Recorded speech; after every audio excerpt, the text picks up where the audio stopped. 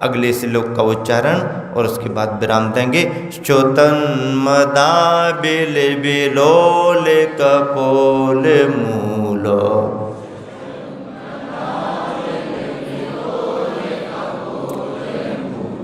च्योतन्मदा bill बिलोल कपोल मूलो,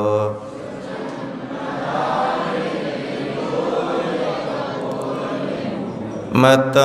भ्रमर नादि विवृद्ध कोपम,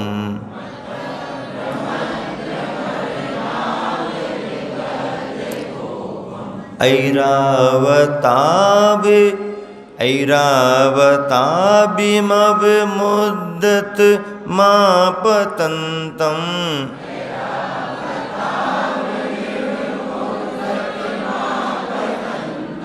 ऐरावताभमिव मुद्दत मापतंतम,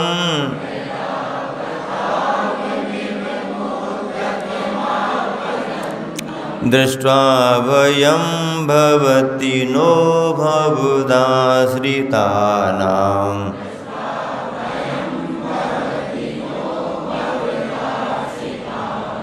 एक साथ च्योतन्मदा बिल बिलोल,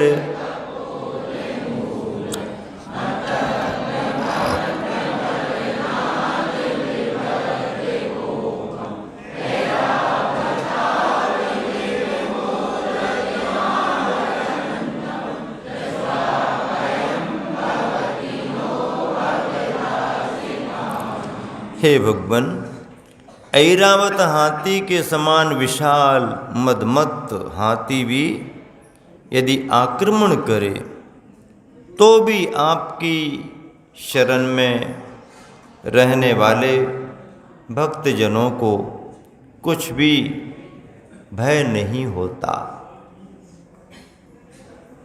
ऐरावत हाथी के समान विशालकाय हाथी, मदमत्त हाथी सामने आ जाए,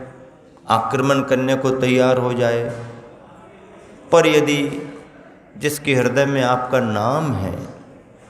जो आपका स्मरण कर रहा है, आपकी भक्ति कर रहा है, ऐसे उस भक्त पुरुष का मदमत्त हाथी भी कुछ बिगाड़ नहीं कर सकता। इस श्लोक में हाथी का भी बड़ा विशेषताओं को लेकर के वर्णन किया गया है, जिसके गंडस्थल से पसीना झर रहा है। हाथी के गंडस्थल से जब पसीना निकलता है तो उसमें सुगंध रहती है, और सुगंध से प्रभावित होकर के भौरे आकर के जब सिर पर मड़राते हैं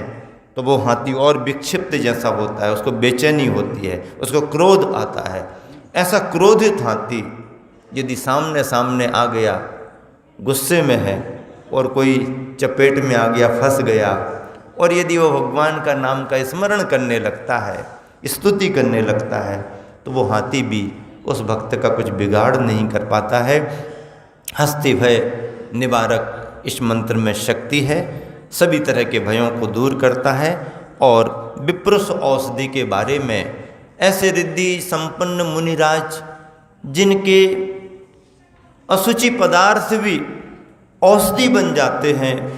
ओम ह्रीमरम विप्रुष औषधि रिद्धि, विप्रुष औषधि रिद्धि प्राप्तिभ्यो नमः अर्घ्यम नृपांति